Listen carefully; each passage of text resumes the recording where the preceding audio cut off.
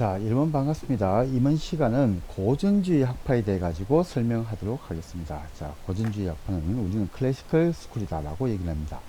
가장 중요한 개념은 프리윌이다 라는 개념입니다. 그래서 우리는 실정주의는 디터미네이션, 결정론이다 라고 얘기를 하고, 고전주의는 프리윌이다, 인간의 합리성에 근거한 자유의지를 강조했다 라고 얘기를 합니다.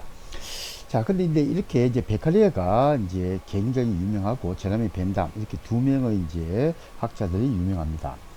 근데 이때 이제 그 베칼리아가 계몽주의에서 유리한 인간의 존엄성을 강조했다라고 얘기를 하는데, 그 앞전의 시를 잠깐 보면, 이제 그 징기스칸이죠. 그래서 징기스칸이 1206년에 이른바 대몽골 제국을 건설하게 됩니다. 그래가지고 이제 그 이른바 그 서역으로 이제 원정을 떠나죠. 그래서 어디까지 쳐들어가냐면 지금의 폴란드 지방까지 몽고군이 쳐들어갑니다. 근데 이때 몽고는 그 전 세계에서 가장 뛰어난 기병을 가지고 있었기 때문에 전쟁을 하게 되면 무조건 승리를 합니다. 그러니까 이제 그 유럽에 있는 국가들이 그 캐슬이죠. 그 성 안에 딱 들어박혀 가지고 나오지를 않습니다. 그러니까 이제 이 몽고군 같은 경우에 그 당시에 일종의 세균전을 사용하게 됩니다. 무슨 말이냐면, 몽고 이제 초원이 있는데 그 대초원에 말이 죽고 소가 죽고 뭐 양이 죽고 이렇게 하면 그 시체에서 병균이 나가지고 사람이 죽는다는 것을 자기들은 경험적으로 알고 있었습니다. 그래서 그 성에서 농성을 하고 있으면 투스키를 사용해 가지고 그 동물의 시체를 성 안으로 무자비하게 보내버린 겁니다. 그러니까 성 안에서 갑자기 병균이, 즉 세균이 창궐을 해가지고 패스트 같은 것이 이제 발생을 합니다. 그래서 성 안이 완전히 초죽음이 돼버린 거죠. 이런 식의 이제 그 세균전을 썼기 때문에 이때 이제 몽고군을 따라가지고 중국 남부, 중앙아시아, 즉 실크로드를 따라가지고 이 몽골군의 서진과 함께 유럽으로 전파가 됩니다. 뭐냐? 그것이 그 유명한 흑사병입니다. 블랙데스라고 합니다. 블랙데스. 그래서 쥐나 벼룩이 숙주를 해가지고 그 하여튼 엄청난 이제 세균이 퍼뜨려집니다. 그래서 그 1347년 피렌체 같은 경우에 이 흑사병을 해가지고 인구의 절반이 사망했다라고까지도 얘기를 합니다. 그래서 이 몽고가 퍼뜨린 이런 이제 그 흑사병 때문에 그때 당시 유럽 인구의 한 3분의 1이 전멸했다라고도 얘기를 합니다. 자, 이렇게 될 때 어떤 문제가 발생하냐면, 원인 모르는 그런 이제 병균을 내 가지고 사람이 죽어 나가니까 이 교회와 정치권이 이 병균은 악마의 소행이다라고 얘기를 합니다. 그래가지고 이 가톨릭 사제들이 이제 일반 시민들에게 선동을 합니다. 자, 너희들이 하느님을 믿지 않고 너희들이 교회에 소홀히 했기 때문에 이런 악마가 나타난 것이다. 그래서 진심으로 일단 회개를 해라. 그리고 네가 가지고 있는 재산을 교회에다가 성당에다가 이제 헌납을 해라. 그러면 이 자비로운 신이 너희들이 죄를 용서해 줄 것이다 라고 주장을 합니다. 그래서 그 당시 시민들이 모두 성당이나 교회에 가가지고 막 기도를 합니다. 진심으로 참여를 하고 눈물을 막 흘립니다. 그리고 전 재산을 교회에다가 막 헌납을 합니다. 그런데 놀랍게도 이 가톨릭 사제들이 흑사병으로 속수무책으로 죽는 것을 시민들이 보게 됩니다. 그러면서 교회의 권위와 신앙에 회의를 갖게 됩니다. 그러면서 야, 이게 뭔가가 아니다. 이게 신을 믿고 해가지고 이 병균을 이겨낼 수 있는 것은 아니구나 라는 생각을 하게 됩니다. 그래서 이른바 합리적 이성에 눈을 뜨게 됩니다. 그것이 그 유명한 인라이트먼트, 계몽주의가 될 것이고, 그죠? 그러니까 깨우칠 개자에 무지몽멸 몽자, 그죠? 무지몽멸한 상태에서 깨어나게 됩니다. 이게. 그러면서 인간의 존엄성을 강조하게 되는 그런 여러 가지 사상, 그죠? 그래서 뭐 천부 인권설이라든지, 뭐 사회 계약설이라든지 이런 사상이 삭제게 됩니다.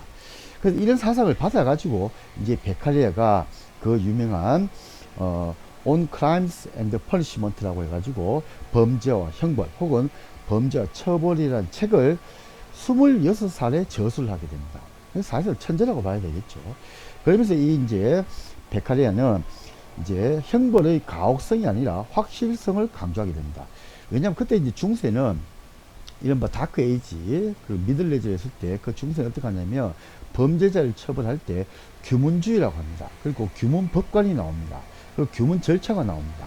그래서 사실상 한마디로 얘기하면 신부님들이 아주 엄격한 절차를 통해 가지고 범죄자를 잔재를 합니다. 근데 고문을 허용하는 것이 맹점입니다. 그러니까 이런 그 성당을 그 신부님이 하시던 그런 규문 절차를 세속에 있는 법정이 그대로 카피를 하게 됩니다. 그것이 뭐냐면 규문주의다라고 얘기를 합니다. 자, 근데 이 규문주의 핵심은 결론적으로 얘기를 하면 고문이 잔인한 고문이 용인이 되었다라는 것입니다. 그래서 이 베칼리아 같은 경우는 이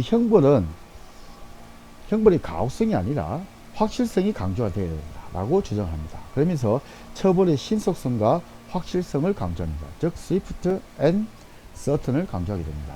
그래서 형벌은 고문하고 이렇게 해가지고 범죄가 줄어들고 하는 것이 아니고 이 범죄를 했을 때 반드시 처벌받는다는 확실성과 그리고 재판이 1년, 2년 언제 재판이 끝날지 모르는 그런 불확실함이 되면 범죄가 줄어들지 않는다. 그래서 신속하게 범죄자 처벌이 이루어져야 된다라는 주장을 하게 됩니다. 그래서 이른바 이제 억제 이론이라 하게 되는데 나중에 이제 신고전주의 범죄학에도 큰 영향을 미칩니다. 그래서 이 베칼레에 의한 세 가지 핵심이 있습니다. 첫째는 처벌의 신속성입니다. celerity라고 합니다. 두 번째는 처벌의 확실성입니다. certain, 우리가 확실하다는 뜻이죠. 그 certainty. 마지막 처벌의 엄격성입니다. 그 severity라고 얘기를 합니다. 그래서 이 베칼레는 고전주의 학파의 선구자가 됩니다. 그리고 이 베칼레는 그 당시에 놀랍게도 제형 법정주의 사상과 고문과 사형제 폐지를 주장하게 됩니다.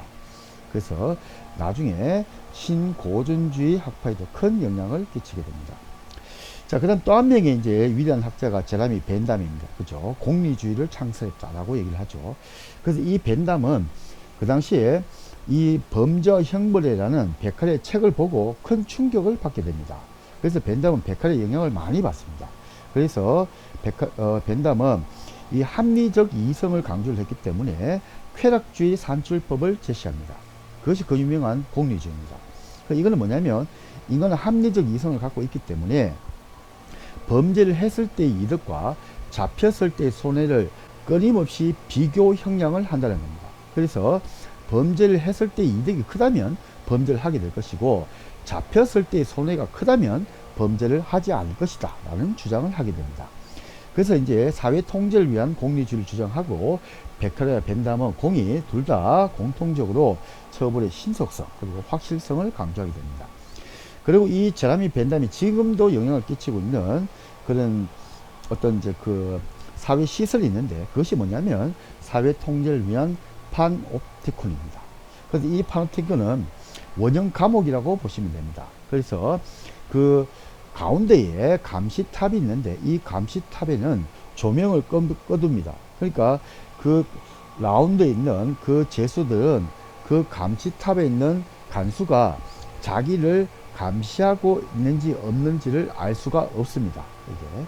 그래서 이 죄수는 끊임없는 감시의 공포를 느끼게 되고 간수는 아주 효율적으로 죄수들을 통제하고 감시할 수가 있게 됩니다.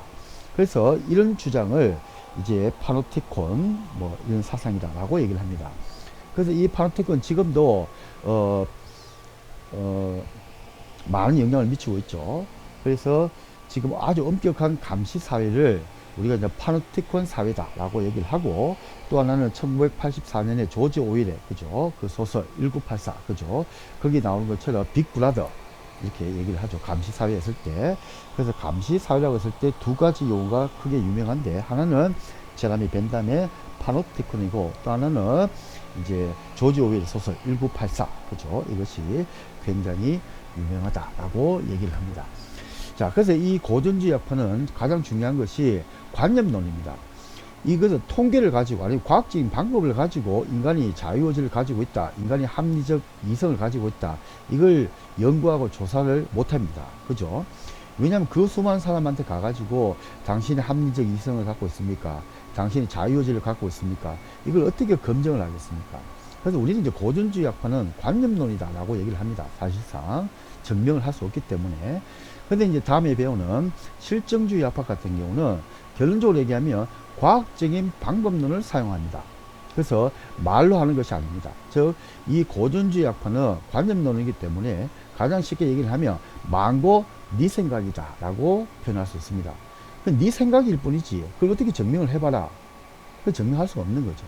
그래서 이 고전주의 학파는 관념론이다. 그리고 가장 중요한 핵심은 프리윌이다 라고 얘기를 합니다. 자, 고생 많았습니다.